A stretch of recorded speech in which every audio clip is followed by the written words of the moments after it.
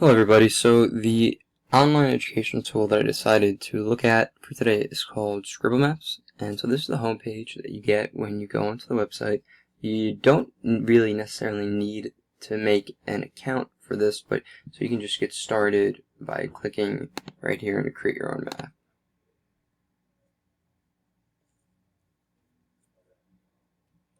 And I'm going to X out of all this stuff because I'm going to be giving the tutorial today. Okay, so when you start your Scribble map, this is what it looks like. It's just, any other map, but this is Google Maps, which we're all probably pretty familiar with. But if you have a different preference or if you don't like the way this looks, you can, well, first of all, you can zoom out with, zoom in and zoom out with these tools up here. But if you don't like Google Maps, you have a few other options here. And these are all just kind of stylistic of how they look. This one is called Mapbox Custom, and this is good because it gives you all these other examples of just how the maps look, and some of them are kind of fun. Like this one kind of looks comic-y, I suppose, and this one over here I like. It's like pirate themed, kind of. You zoom in, you can see there's a big ship and stuff like that. But for the sake of today, I'm just going to use Google Maps because it's what I like looking at the most.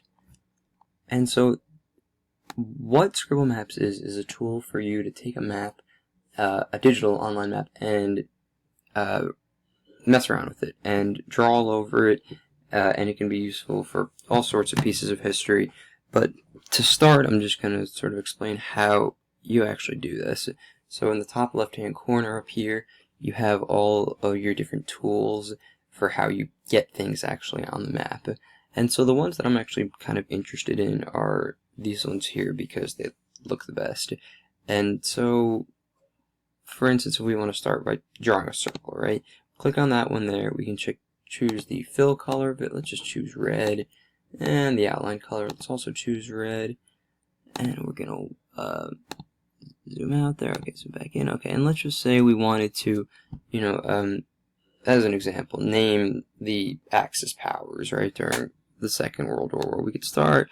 We can do that over Germany, this over Italy, and in a history lesson, I'm sure you'd also want to name some of the Allied powers, and this really is not going to be complete at all, but I'm just going to sort of work with what I have. We could do the UK, France, Soviet Union, I suppose, and just kind of stars. If you didn't like circles, you could do different shapes. So I'm going to get rid of these with the little erase tool here, just for the sake of making this look alright. You could also, if you didn't like erasing all of them, just hit this little back tool here. But yeah, like I said, you could do rectangles and squares, and again with the different colors, however you want to do it. Yeah, just to sort of get used to how this. And so for this use, Scribble Maps is really helpful for identifying countries and places and kind of color coding things to make things easier.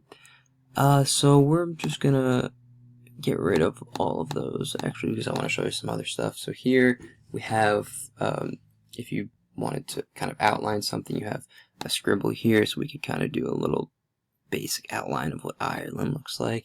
You could also do straight lines, and these are really cool if you want to get a feeling. So let's say, for instance, you wanted to know roughly what the distance is from Paris, which I guess is somewhere up here, I believe, to, I don't know, let's just say Istanbul because it's a generally easy place to find. So that's somewhere over here, and I like doing the straight lines because you see right under the cursor there, you get a little number that tells you how far the distance is. So that could be helpful for lots of reasons in a social studies class. Now, the other tool up here right next to the line is a flight line. And I like this one a lot because it tells you what the distance is if you are flying from somewhere to somewhere with the curvature of the Earth included. So let's just say we're flying over here from roughly New York to Paris. As you see, it's not an exact straight line because that's how that works with the curvature of the Earth. But you get to see the miles there too, which I really like.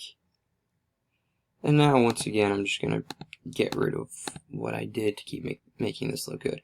Okay, so back, though, from what I was doing before.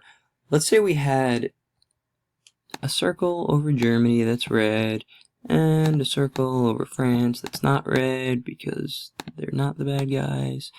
And so we're left with this, right? But to a student, they don't know what these colors actually mean, so of course you need to create a legend. So you click on the button down here in the bottom left, and it tells you what the different colors could mean. So red, we could just title this as the Axis powers, add that to our legend. We could title, I think they were green, right? And we could title them Allied powers. And really there's so much that you could do with this, but that's sort of a very basic example. And let's say you also wanted to add, I don't know, a place where their battles are. You have these markers here, and you could add all sorts of different types of markers from different colors, different symbols, little people, all sorts of stuff. But I'm gonna go down somewhere here to paddles, just again for there's nothing specific about this, but we could say that this is a battle. Let's just call this battle 1, and there's probably a battle down there somewhere. We're going to call that one battle 2, and finally, of course, over here, battle 3 has to come next, and we would have to add that to our legend down here. And we'd, instead of line, we'd go to marker, and that was what our marker looked like there. And so this will be where the battles are, and just like that, with really very little effort, I've already sort of started to make this outline of a map. Some of the other cool ones, some of the other cool features here, we can search anything, so let's just go to Westchester. Oh, cool, it brought me to the Westchester I wanted to go to. So here's Westchester. Of course, one of the pinpoints that you can add is, as you can see down here, is all the different Pokemon Go Pokemon. And so let's say I knew that there was Bulbasaur at Barnaby's, and we're going to call this Bulbasaur. I have no idea how to spell Bulbasaur. That's definitely, we're going to call him Pokemon 1.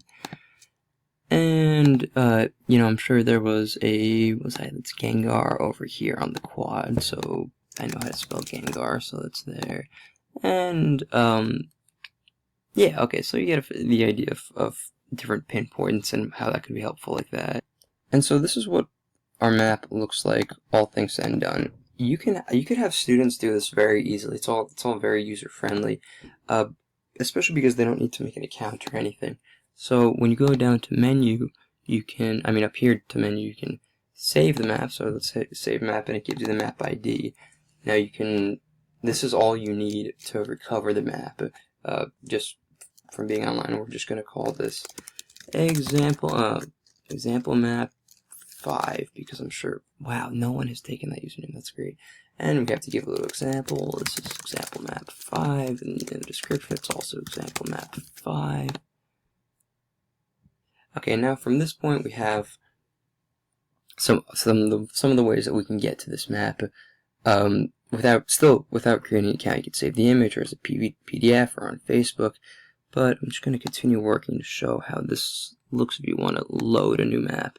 So I'm just going to go back to the Scribble Maps website, go to create your own maps,